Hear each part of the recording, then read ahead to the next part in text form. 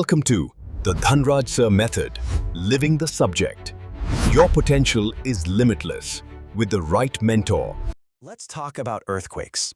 They're one of the most powerful and really fundamental forces on our planet. But they aren't just these random acts of destruction. They are, in a way, the earth breathing, stretching, and reshaping itself right under our feet. So what is really going on when the ground starts to shake? To really get a handle on an earthquake, you gotta picture the Earth's crust as this collection of absolutely massive moving puzzle pieces. They're constantly pushing and grinding against each other. So what do you think happens when these giant pieces, under all that pressure, finally slip? Well, the result is a sudden, incredible release of energy that shakes the very ground we live on. And that brings us right to the definition. An earthquake is that tremor, that shaking you feel, which happens when two massive blocks of the Earth, under immense stress, just suddenly give way and slip past each other. It's a really abrupt adjustment in the planet's geology.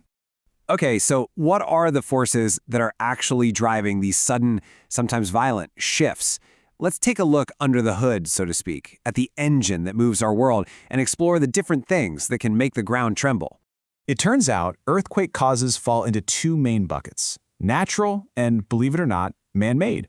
Now, on the natural side, you've got the big ones: plate tectonics, which was behind the 2001 Bhuj earthquake, volcanic eruptions like the famous Krakatoa, and the constant folding and faulting of rock, which caused that huge 1906 San Andreas quake. But, and this is pretty surprising, human activity can actually play a role. Things like the immense pressure from building a giant dam, or even underground explosions, have been linked to seismic events. But let's be super clear about this. While human activity can trigger some quakes, the overwhelming majority, we're talking the biggest and most powerful ones, are driven by the movement of tectonic plates. So the key takeaway here is that this constant, slow-motion collision of continents is the main engine behind the planet's most powerful tremors.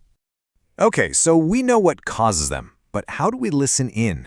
How do scientists actually detect and measure these incredible releases of energy? Well, that brings us to how we read the Earth's vibrations. Whenever an earthquake happens, there are two key locations you need to understand.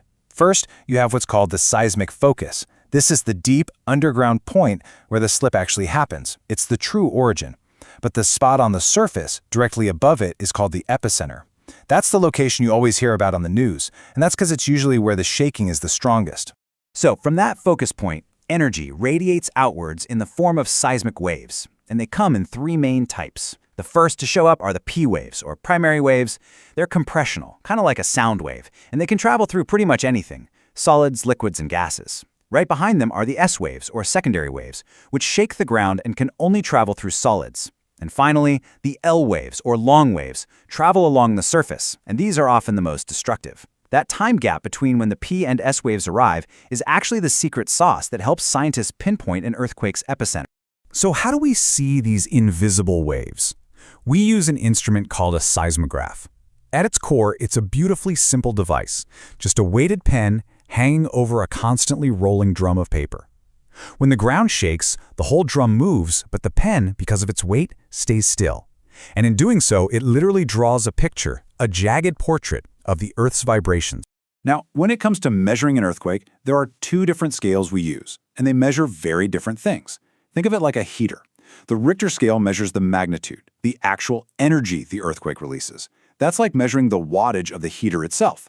But the Mercalli scale measures the intensity, the effects we see on people and buildings. That's like describing how hot it actually feels in the room.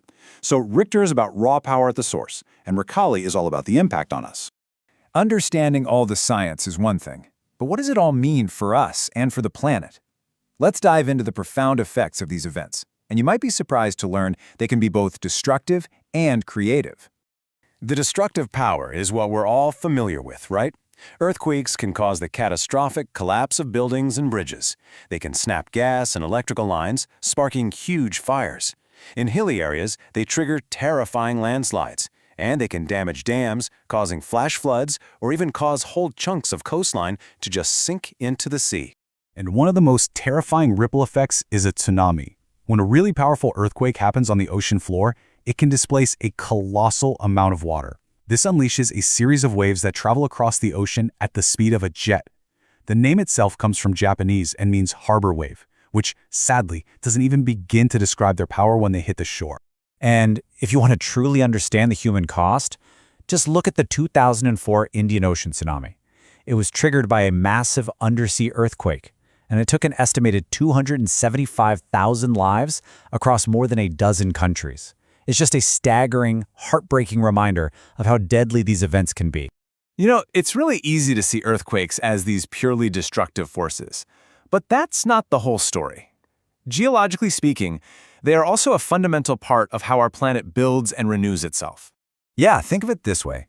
Earthquakes are like a planetary pressure release valve. They help the Earth vent all this incredible stored-up energy that would otherwise just keep building. And in the process, they actually create new landforms. The shifting of the crust can form new lakes and bays, and it can dramatically reshape coastlines, sometimes lifting entire sections of land hundreds of meters into the air.